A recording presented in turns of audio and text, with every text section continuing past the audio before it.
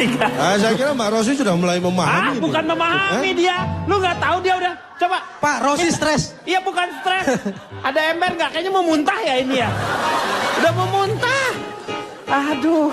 Ini dampak positif ya. Tapi kalau menurut saya yang menjadi agak kurang dan cenderung bisa dikatakan dampak negatif, ini satu terhadap anak. Karena pulang kerja itu kan biasanya lelah, capek, itu kesabaran bisa menjadi berkurang. Ya. Nah, gampang emosi, terutama pada anak. Iya. Karena nggak mungkin emosi pada saya. Interupsi. Perempuan dengan naluri keibuannya tidak akan melakukan itu. Tapi perempuan akan naik emosinya kalau lihat suaminya kayak gini. Tuh. Begini. Ini yang perlu saya buka faktanya ya. Faktanya Istri apa? saya itu nggak pernah emosi melihat suaminya seperti ini. Karena setiap dia pulang kerja saya selalu nggak ada di rumah. Jadi nggak ngeliat saya.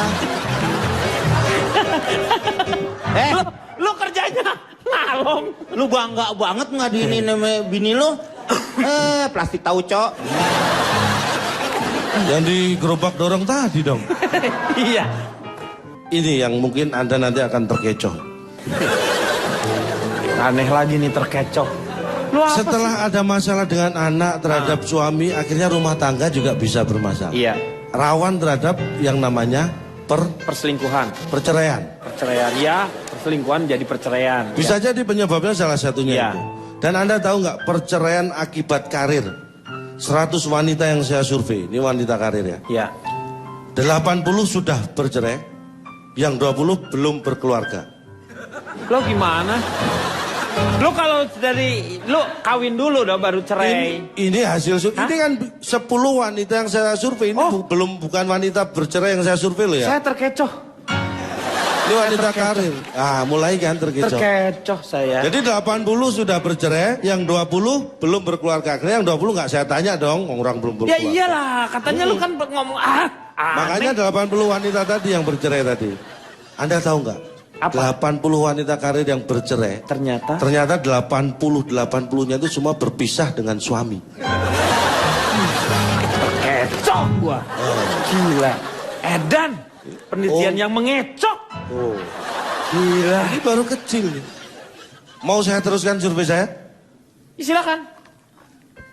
Belum ada nih. Tapi akhirnya yang saya survei 100 orang tadi ya, yang pertama bukan yang cerai ini. Apa kaitannya antara menikah dan karir? 100 orang saya survei, 75% bekerja setelah menikah. Ini Anda pasti terkecoh. Ternyata ada dari 100 orang 75 justru dia bekerja setelah menikah. Yang 25% menikah setelah bekerja.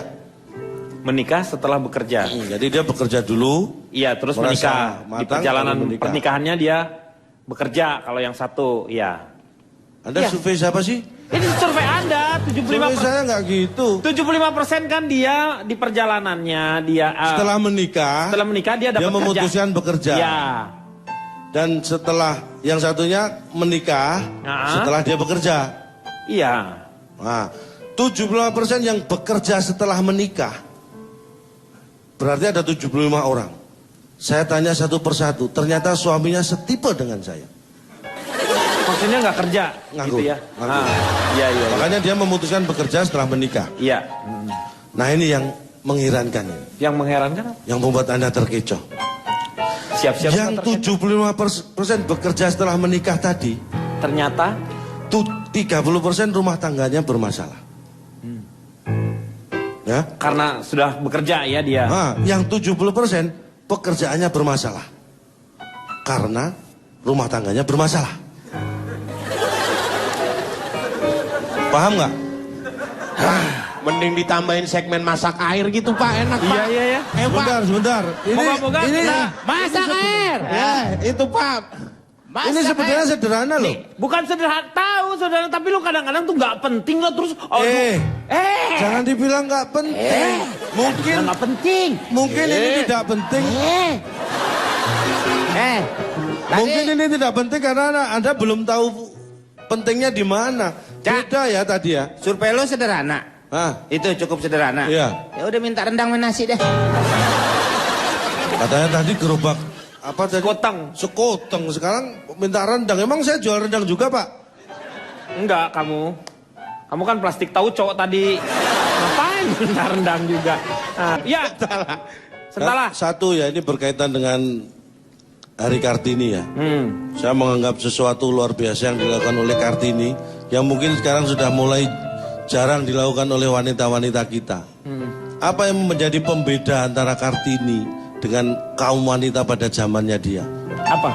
Satu sebenarnya, tapi itu efeknya luar biasa. Kartini mau menulis. Iya. Coba bayangkan kalau Kartini waktu itu tidak mau menulis surat kepada teman-temannya yang di Belanda. Iya. Kartini akan menjadi wanita seperti biasa pada zamannya. Tapi itu yang dilakukan Kartini, menulis. Dia mau menulis. Itulah yang menjadi pembeda, dan itu yang mungkin mulai berkurang dilakukan oleh istri saya Wanita-wanita aja. yang modern justru ya. Itu yang penting. Budayakan menulis. Karena dari tulisan Anda akan bisa menjadi sejarah, tapi tanpa tulisan mungkin Anda bisa hilang. Iya.